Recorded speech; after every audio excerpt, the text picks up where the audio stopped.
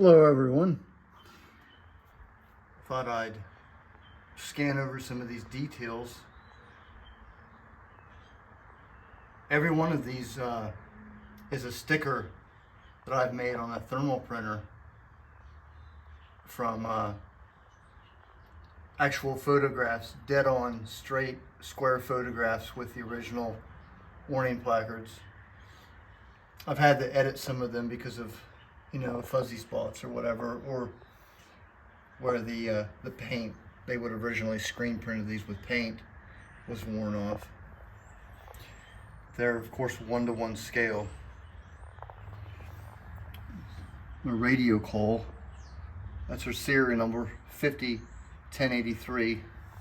It's based off of that H model, which was the first H model built, and it was extensively used in nuclear effects tests on aircraft. She was flown through atomic bomb clouds to see what the damage and effects would be on the airframe.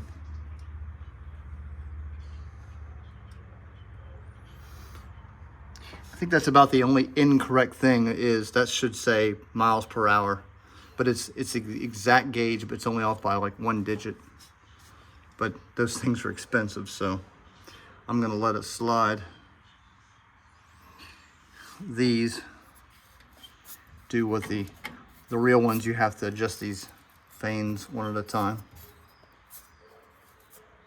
I do plan on getting these working. There's burlap sacks or tubes that'll run down here, and there'll be fans, so I can flip what switch, that switch right there, and that'll turn that one on just like the real plane, because it's gonna get hot out here in the summertime. Good thing I'm not putting the glazing on. But I still got some work to do on those things. They've got a lot of detail, a big part that goes in there, plus weather sealant that'll really make it go in there, but they work.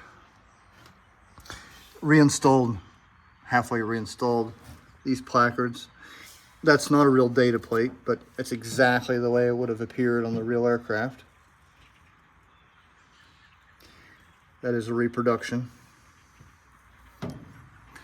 I have this part that it's stored away for safekeeping.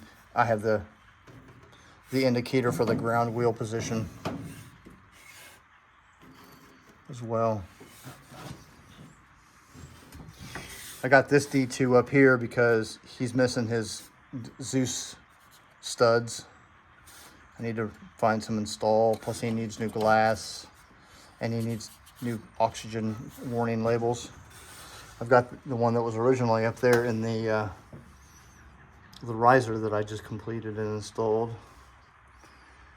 I'm thrilled with that. I've been waiting to put that on there for a long time.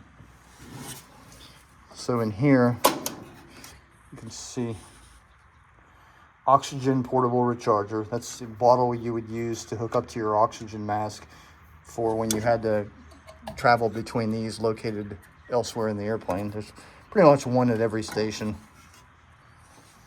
The interphone equipment, you got your headphones and your wires that plug into your interphone. But there's the oxygen hoses, one for this one and one for that one. They plug into it, and then they have like a thing that I don't have that plugs into your gear on your flight suit and your oxygen mask.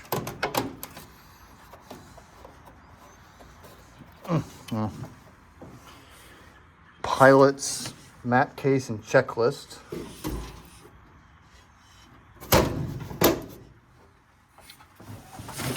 And then you got your spare bulbs, which I have not made there'll be connectors like that the bulb plugs down into. There's a whole bunch of them. It's a lot of busy work. And that's where as on the real aircraft, the nose gear steering wheel goes down to the hydraulics that turn the gear. Of course, these are the aircraft commanders. These are spare fuses.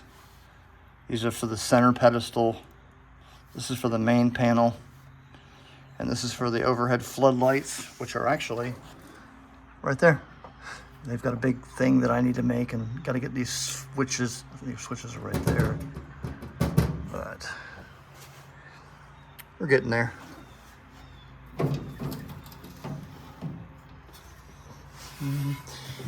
Just want to thank my new subscribers for coming along or coming aboard, however you say it. You guys, in terms of progress in me building, I've got a lot done because I got a really nice donation. It was $200, but $200 bought me a full sheet of aluminum, 4x10. And with one sheet of aluminum, I can get a lot done.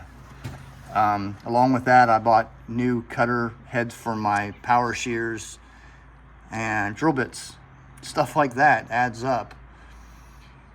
I'm seeing that not everybody subscribed. About actually 90% of my audience are people who are not subscribed.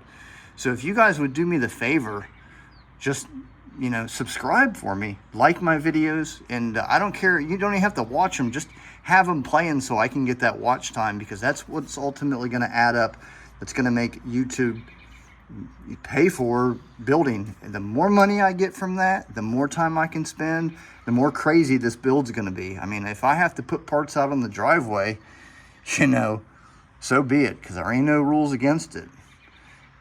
I mean, so please do that for me if you haven't already, because it really helps me out. And it's free for you guys by just subscribing and watching my videos. I'll take care of all the rest. You know, I've got a GoFundMe link down there. If you guys want to, you know, if a very small percentage of my followers and my fans, I guess, my supporters would donate just $5, you know, that's a lot. It wouldn't take much to get another sheet of aluminum in here. I'm picking up another one tomorrow. But that's the way it works. So, thank you all. And I'll see you next time.